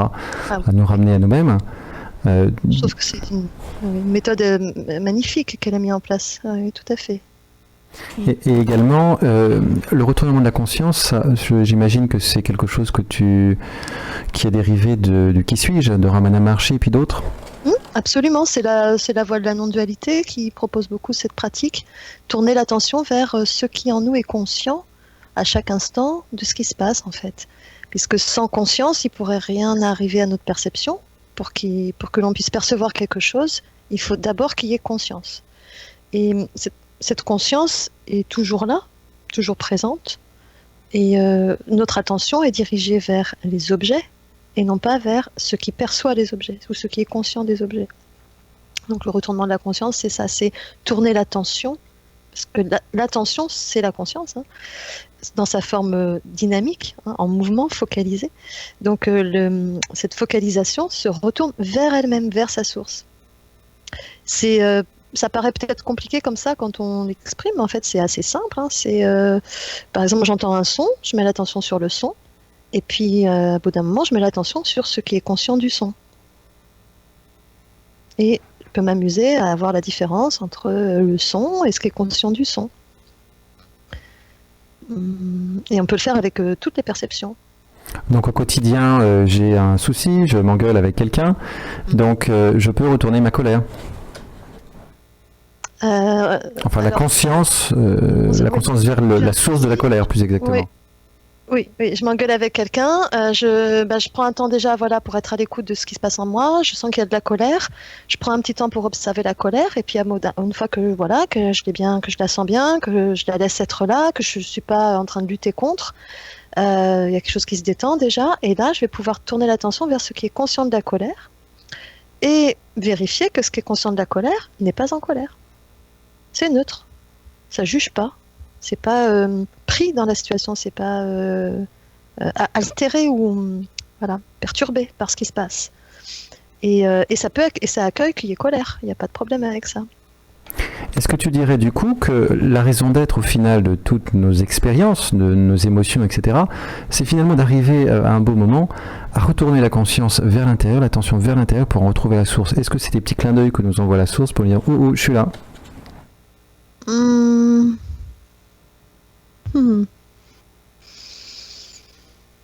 C'est une bonne question, ça. Je prétendrai pas ça, en fait. Je dirais pas que la source fait quelque chose pour qu'on la voie, en fait. Je crois qu'elle s'expérimente dans ses limites, tout simplement. Moi, je vois ça plutôt comme ça. C'est un jeu. Je suis l'illimité, je m'amuse à faire l'expérience de la limite. Et puis au milieu de tout ça, je m'amuse aussi de temps en temps à me rappeler que je suis l'illimité. Bon, je veux plutôt ça comme ça. Les émotions, c'est des outils pour... c'est l'intelligence de la vie, en quelque sorte, essaie d'harmoniser dans le sens de... comment on pourrait dire de créer un équilibre dans les forces. Hein, voilà, comme on voit dans le Tao Te Ching parle très bien de ça. Il y a des forces en présence et il y a quelque chose qui va essayer d'équilibrer, de trouver la voie du milieu. Et l'intelligence de la vie met en place des émotions, par exemple, pour ça. Comme il y a une peine, ou plutôt il y a une situation de rupture, la tristesse, la peine va permettre de faire le deuil.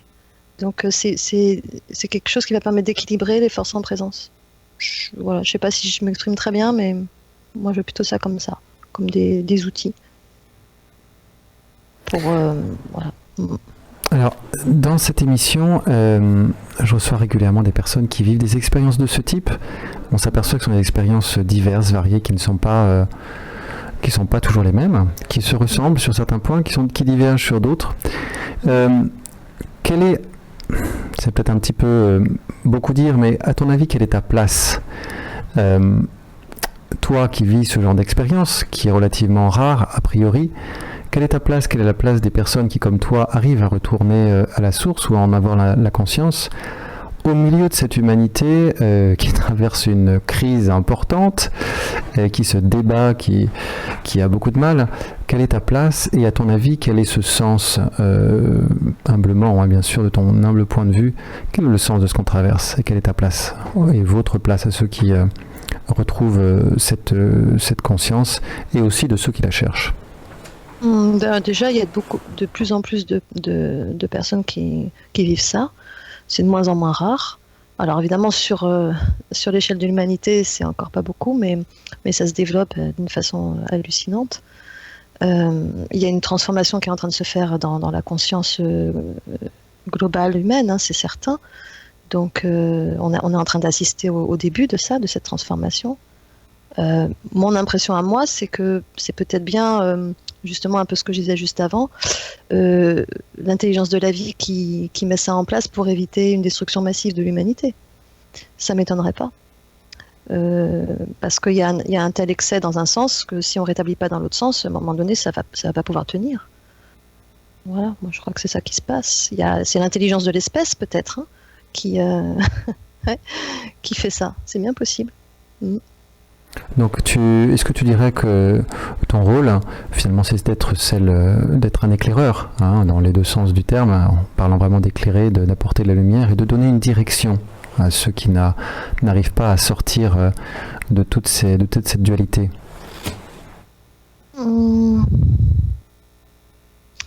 Je dirais que le rôle, c'est de témoigner.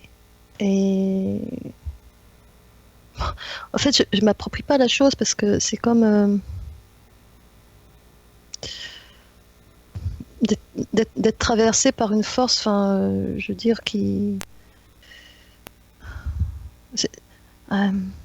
c'est un mouvement général, tu vois, et plus les personnes qui vivent ça vont en témoigner, et plus ça va grandir. Parce que enfin, moi, je me souviens que j'ai commencé à changer de vision du monde parce que j'entendais des personnes en parler et que je commençais à me dire ah, mais je suis pas folle en fait. Mon intuition, ce que je pressens, c'est peut-être pas faux.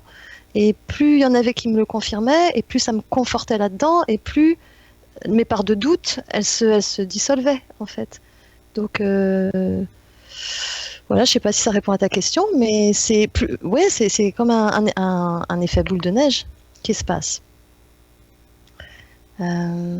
Sans doute que on est des pionniers, ceux qui vivent des ouvertures de conscience. On est des pionniers d'une nouvelle humanité. Pionnier, je trouve que c'est pas mal. Tu vois, je préfère ça qu'éclaireur. Même si c'est un peu la même chose au final. Alors, on a Flore qui nous a appelé, qui voudrait poser une question. Flore, bonsoir, est-ce que vous êtes avec nous? En fait, moi j'ai déjà quelques particularités. Par exemple, passer le feu ou bien soulager quelqu'un, des choses comme ça. Maintenant, j'arrive à me soulager moi-même d'une arthrite. Mais en fait, ma question, je pensais à un égrégore de gens qui ont déjà des disponibilités. Mais je me demandais si ça ne mène pas quelquefois à une déviation.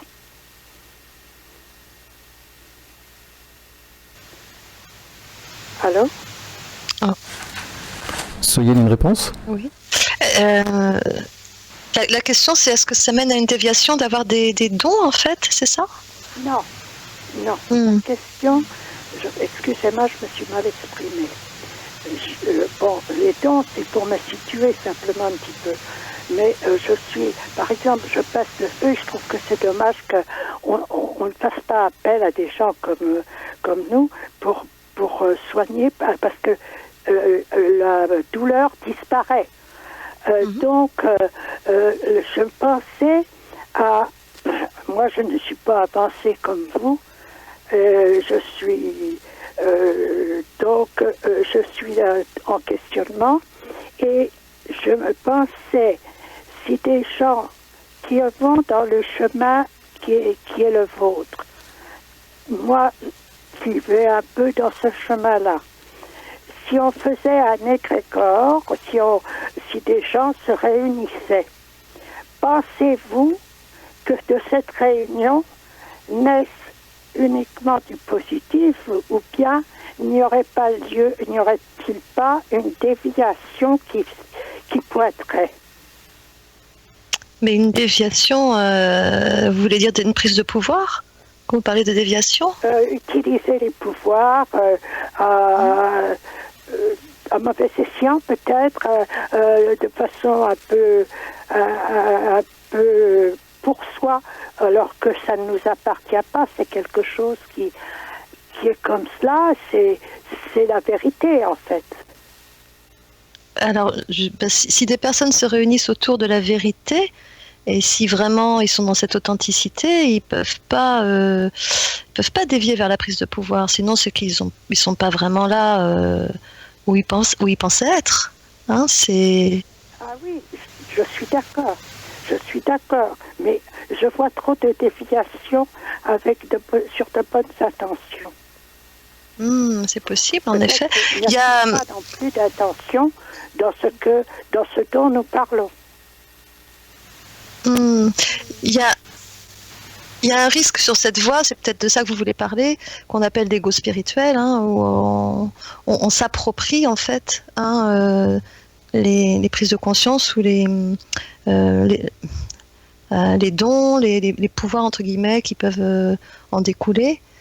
Et il y a une part de l'ego qui se l'approprie comme si c'était son œuvre ou ça, c'était voilà. Alors que évidemment c'est l'œuvre de la vie. Après, dans un cheminement authentique, s'il y a ça qui se produit, un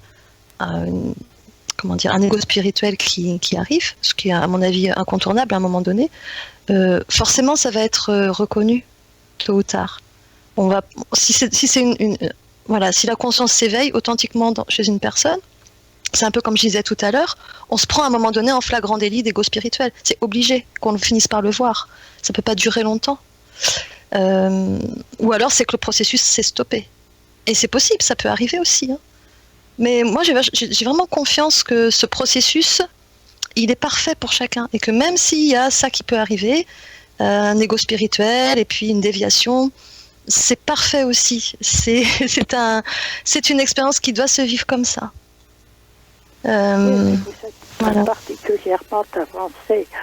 Personnellement, quelquefois, bien trop souvent, je pense à une chose. Enfin, il faut dire que j'ai beaucoup d'épreuves. Là, j'ai une épreuve de solitude qui est effarante, alors que je suis très sociable. Donc, par exemple, je me dis, je ne dois pas faire ça, comme vous avez dit à un moment dans l'interview. Je vois très bien ce qu'il faut faire. Je vois très bien ce qu'il ne faut pas faire. Et bon, je donne dans ce qu'il ne faut pas faire. J'arrive pas à aller dans le bon chemin. C'est agaçant, ça aussi. Ouais. Alors, ce qu'on peut voir, c'est que ce sont des parts de vous, de nous, hein, comme l'ego spirituel, qui sont juste des parties qui cherchent à être aimées, qui cherchent, souvent c'est ça qui est derrière, voilà, justement, ne plus se sentir seul, ne plus se sentir séparé. Et cette expérience de séparation est très douloureuse. Et voilà, ces parties de nous, on peut les condamner, mais on peut aussi les voir comme des protections contre la souffrance. Souvent, c'est ça qui est caché derrière. Je n'ai pas du tout envie de les condamner, parce que c'est moi. Enfin, c'est moi. Je ne sais pas qui est moi. Je ne sais pas si vous avez lu du Ramana Maharshi ou un petit peu, oui. Maharaj, des gens comme ça. Parce qu'il y a une chose que vous avez dit tout à l'heure, qui se dit dans l'Advaita Vedanta, c'est cherche en toi ce que tu n'aimes pas dans l'autre, et tu vas rétablir ce qui doit être. Je trouve que c'est vrai, c'est très bien. Mais là, j'avoue que j'essaye de ne pas me critiquer, mais j'essaye seulement. Oui, je comprends très bien. Ouais. Et on peut avoir beaucoup de tendresse pour la part de nous qui voudrait tellement être parfaite, être dans l'amour, ne pas critiquer, ne pas juger. Et voilà, quand on dit j'essaie de ne pas me critiquer, mais je vois bien que c'est pas si évident, mais peut-être qu'on peut avoir de la tendresse pour ça, le fait que ce soit pas si évident. Aimer le juge intérieur plutôt que de juger le juge intérieur, ça peut faire une sacrée différence en fait, parce qu'on peut le voir plutôt que comme un juge et comme quelque chose de destructeur, comme quelque chose en nous qui essaie de nous faire devenir parfait pour qu'on soit aimé, qu'on soit valorisé, voilà.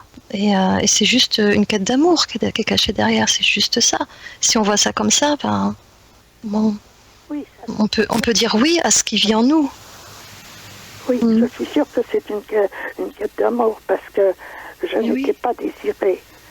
J'ai appris ça à 50 ans à peu près. Je suis âgée.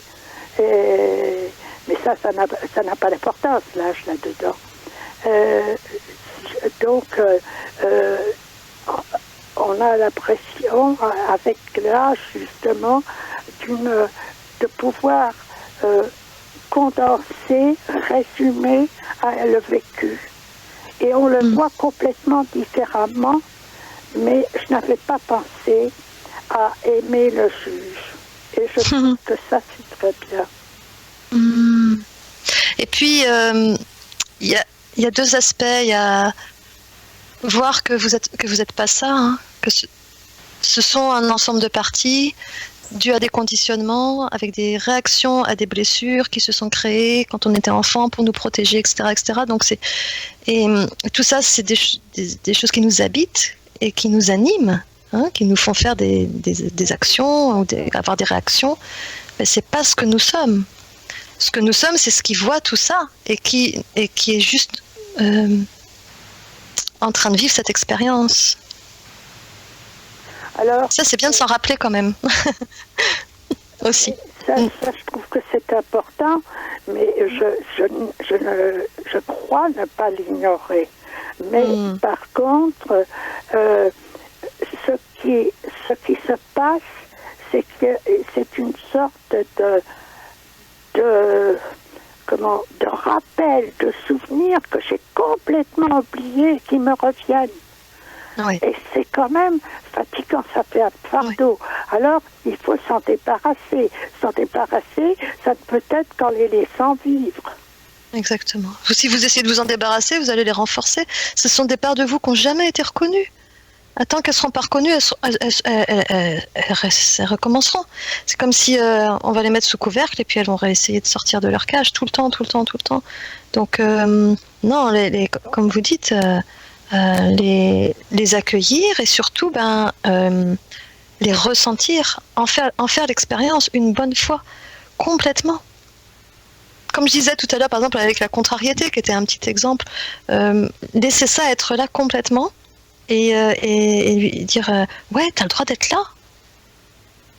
T'as le droit de ressentir ce que tu ressens, que tu t'es pas senti désiré, etc., et que ça te fait souffrir.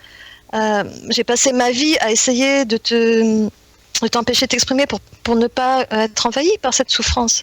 Et si je faisais un peu la démarche inverse, si je te laissais complètement être là, quitte à ressentir de la souffrance un bon coup, et une fois que ce sera complètement accueilli et reconnu, la charge émotionnelle va s'apaiser en fait. Je trouve que vous êtes très sage et que vous avez tout à fait raison. Est-ce que vous avez lu les hindous? Les hindous, non. Comme je vous citais. Non. J'ai lu un petit peu Ramesh Balsekar. Mais... Les hindous, vous parlez de l'hindouisme, la tradition hindouiste? Oui, c'est de la Dvaita Vedanta, si vous voulez. C'est ce qu'on appelle la voie, chez eux, c'est la voie du milieu, c'est la voie directe, c'est-à-dire sans béquille. Oui. Alors, oui, c'est ça. Oui, Ramesh Balsekar, c'est ça. C'est un des enseignants de l'Advaita Vedanta, oui. C'est celle que vous avez deux fois. C'est pour ça que je me suis permise de téléphoner et je suis très heureuse parce que la communication que je reçois est une communication qui est archi dense, mais très légère, très vaporeuse, c'est particulier. Donc, c'est ce qui m'a fait vous appeler. Et j'ai raison parce que vous m'avez dit beaucoup de choses qui étaient justes pour moi, mais juste d'une façon générale. Merci beaucoup, Flore. Merci d'avoir osé appeler et merci pour ce témoignage. Merci, Flore.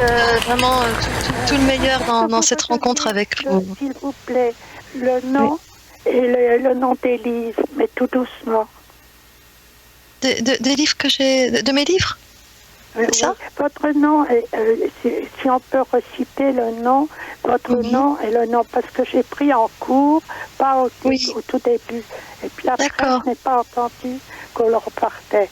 Mais j'ai suivi tout ce que vous avez mené comme expérience de façon très dense. En tout cas, et à la fois votre voix et qui vous êtes et votre sens de, je ne peux pas dire de recherche, mais de parcours, me semble particulièrement juste.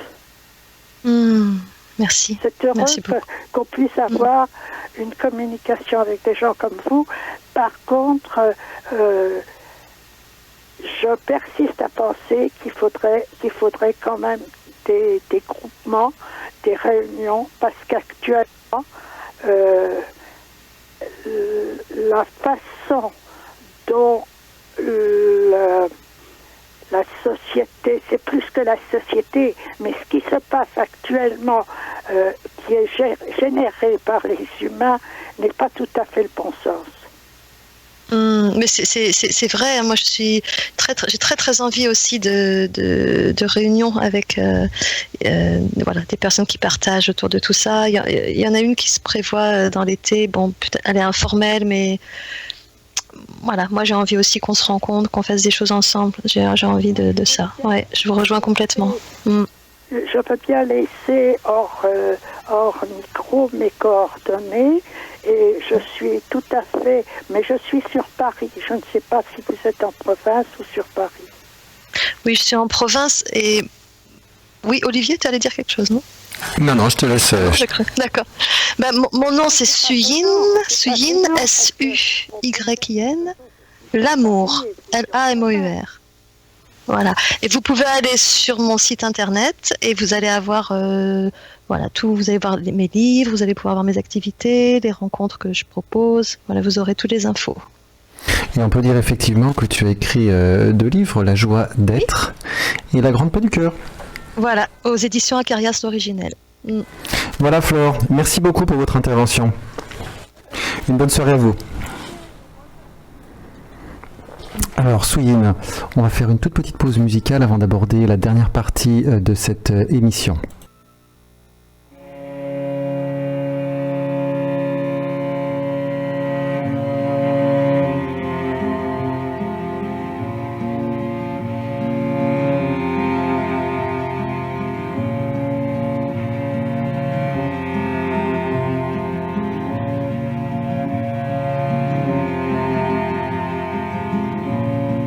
Tiempo no tiene cuenta, tiempo no tiene cuenta, tiempo no tiene cuenta, presencia.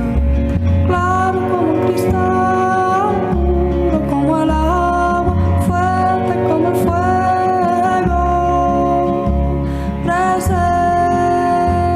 presencia. Medicina, ayúdame a estar presente, medicina, ayúdame a estar presente aquí y ahora en todo lo que hago, aquí y ahora en todo lo que hago. No ayer, no mañana estoy aquí, no ayer, no mañana estoy aquí, no en el futuro, no en el pasado, no en el futuro.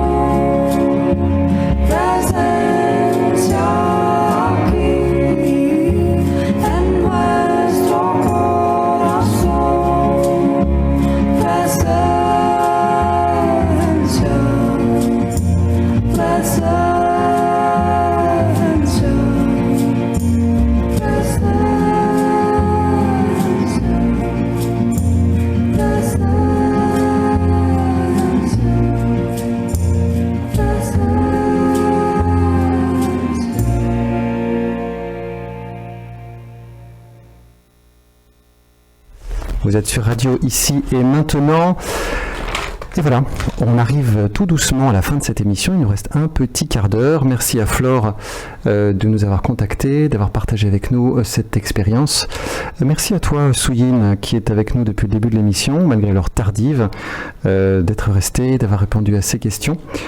Est-ce qu'il y a quelque chose qui te paraît important, que tu voudrais aborder avant la fin de cette émission ?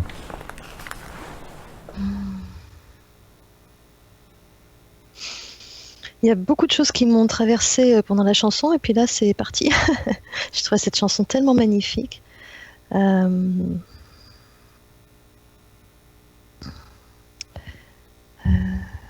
Qu'est-ce que c'était ? Justement, je me dis, tiens, j'en parlerai bien, et puis tu vois, c'est plus là, entre-temps. Ah oui. Alors, sinon, tu peux éventuellement nous parler de tes activités. Tu dis que tu souhaiterais organiser des groupes, des rencontres. Qu'est-ce que tu fais exactement ? Alors, c'est des rencontres, on appelle ça des rencontres en présence, c'est des rencontres pendant lesquelles on pratique de la méditation, il y a des échanges, des accompagnements. Donc, l'idée, c'est de partager tous ensemble cette présence que nous sommes, de donner des outils pour l'intégrer dans le quotidien. Pas uniquement en méditation, pour voir comment ça vient imprégner nos vies. Et l'idée, c'est de se réunir justement autour parce que plus on est nombreux à le vivre et plus c'est puissant en fait dans sa vibration. Et c'est toujours un bonheur de partager ça.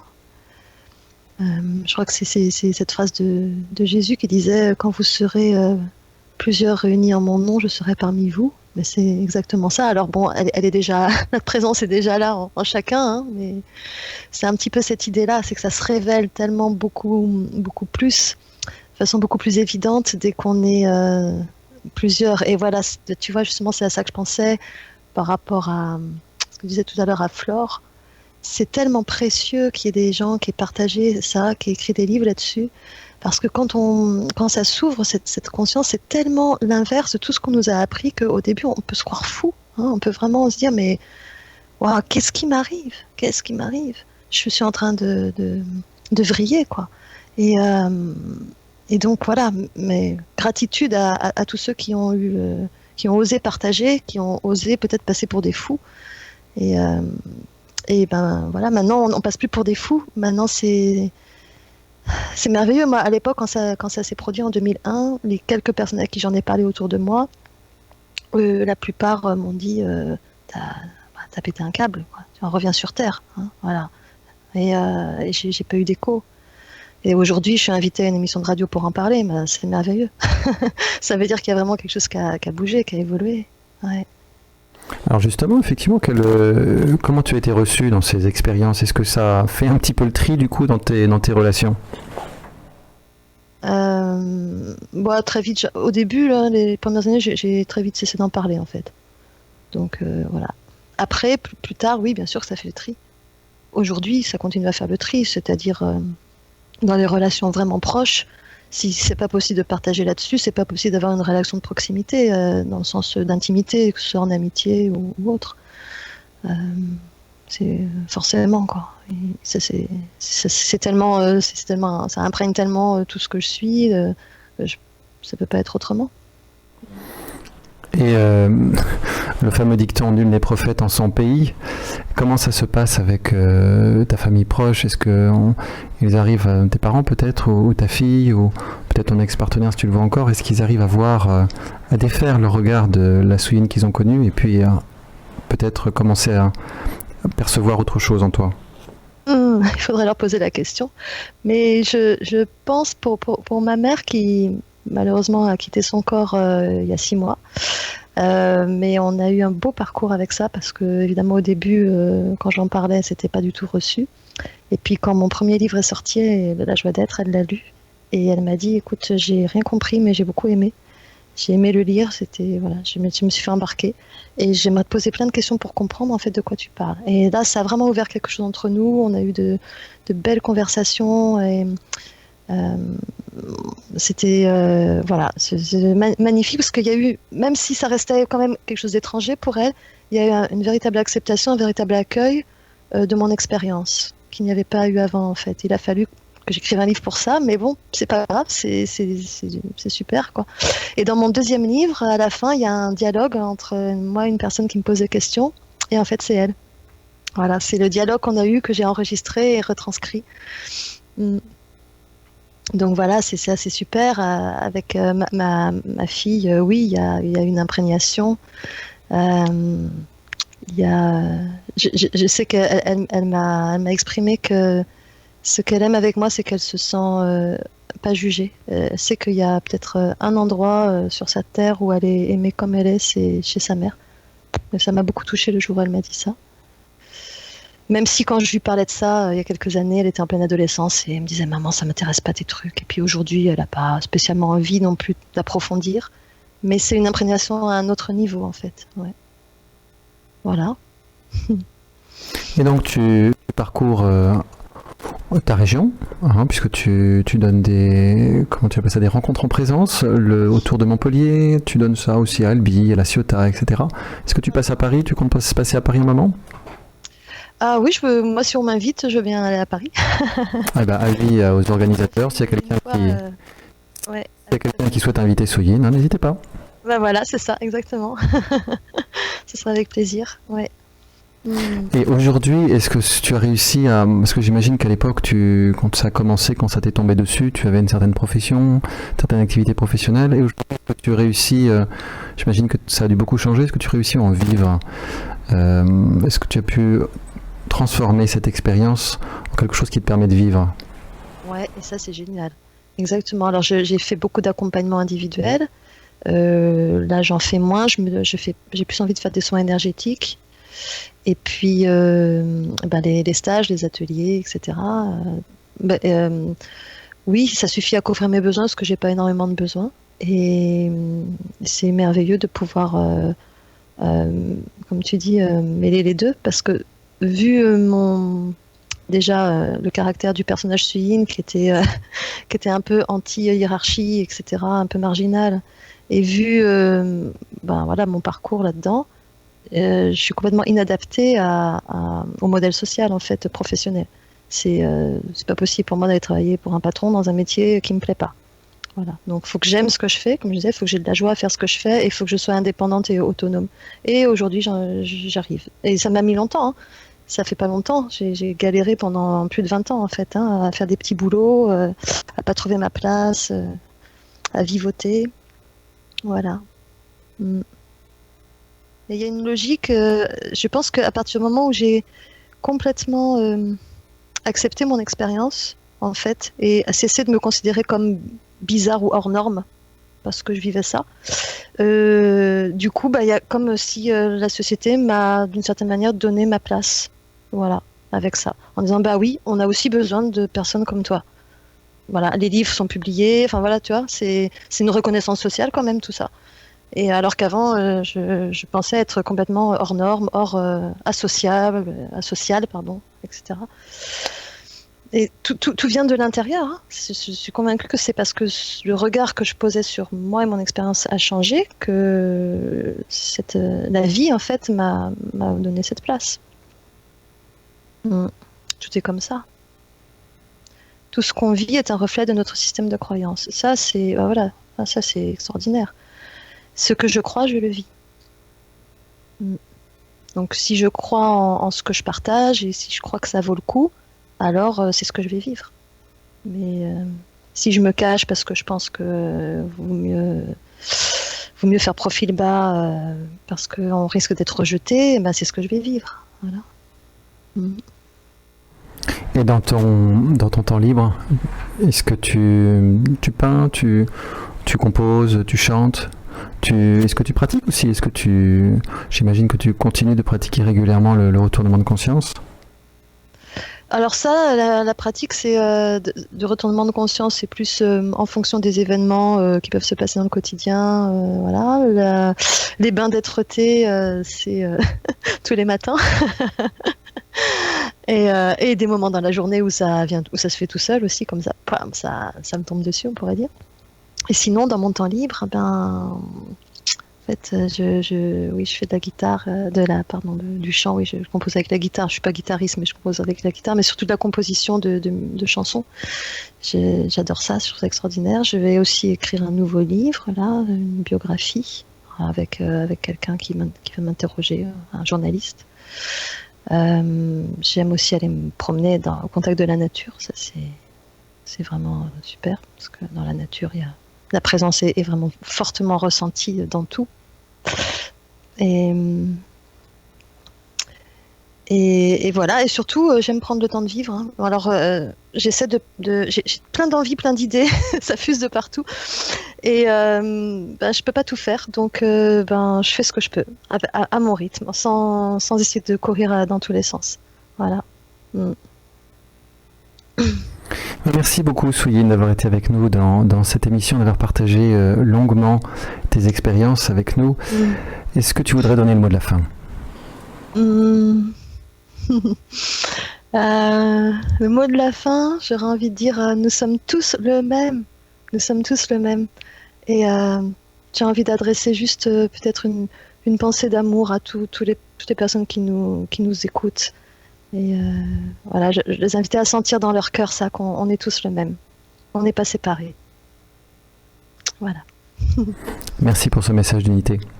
Merci beaucoup, beaucoup à toi de m'avoir invité et pour ce que tu fais. Merci à vous également, auditrices, auditeurs, d'avoir été présents avec nous.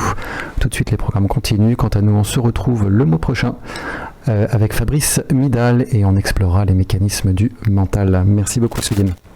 Merci.